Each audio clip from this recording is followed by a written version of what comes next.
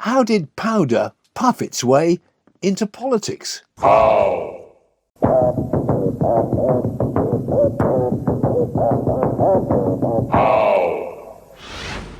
Hello, welcome to 60 Years of How.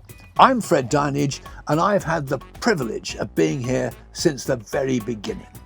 Well, now in this special programme we're taking a look back at some truly wonderful moments from the How archives. The ideas, the surprises and of course the occasional bit of chaos that made the show so memorable. So, how did powder puff its way into politics? Bit of a tongue twister that. In fact, it tripped Bunty up so much that she asked for a retake, perhaps hoping her fluffed line would be edited out. Which it wasn't, because in those days we recorded How as live. Still, once we got going, I think I made a rather fine aristocrat for Bunty to apply her wig powder to, even if my wig looked more like a reject from a fancy dress shop in Dover. How did the powder puff its way into politics? You puffed that one up, didn't you? In fact, I'd like to do that again, actually. Well, do it again. How did powder puff its way into politics? How did powder puff its way into politics?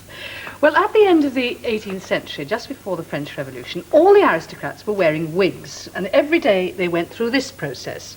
He's having his wig powdered by an attendant. Now, I happen to have here an aristocrat sitting in... Of the first water? Oh, of course, in his powder closet, Yes. which would be a little room off the bedroom, so Yes. that none of the powder would get all over the bedclothes. He's wearing a robe, so that the powder won't get on his beautiful clothes. He's wearing, of course, his wig. And I will ask you to put on your mask, my Certainly. lord, if you'll be so kind. Glasses off? Glasses off, Yeah. fully 18th century glasses, Excuse of course. Or indeed 17th century, I dare say. mask and then on. I will puff the powder onto the wig. This is what happened. Well, you can see it was a fairly messy procedure, can you not? Don't get it on my trousers, will you? I'm quite sure that aristocrats of that nature didn't say anything like that. However, unfortunately, the powder that was used at that time was starch, or more possibly flour, and there were then, as there are now, hungry people in the world. And when the revolution started, the aristocrats, using flour as they were, came in for a great deal of trouble. And when England didn't quite join the revolution, but wanted to help a bit, gave arms and gave asylum, they needed money. So what easier than that Pitt, the Prime Minister at the time in 1795, should put a tax on wig powder. I may tell you that the tax was so successful that in the first year he got £20,000. Now, it seems a lot of money then, but I think it'd be even more now. I was trying to work out just how much more, Jack. Have you any ideas? What are you talking about, 1790? Yes. I think probably between £2 and £4 million. £4 million, and even that didn't save the aristocrats, because we all know what happened to them. And in this country, the aristocrats rebelled against the tax, and headed by Lord Bedford, they joined something called the Crop Club, and they had their hair cut. They refused to wear wigs, and they cropped their hair to a thing which, if my lord will kindly remove the wig, will be seen to be rather like that. Oh. It was called the Bedford level. It's something like you've got, I think, yes. It's very suffocating. Well, that's all for today's 60 Years of How.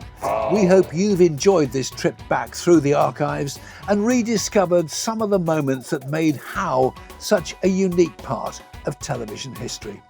Until the next time, that's How for now.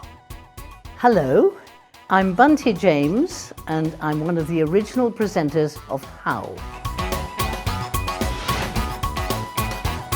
The apology caption shown earlier in this video was recreated from original slides salvaged from Southern Television's Dover studios following the company's departure at the end of 1981.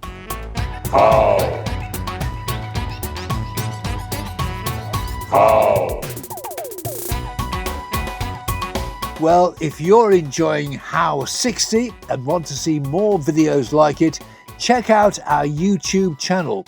We are posting new content every week for 60 weeks.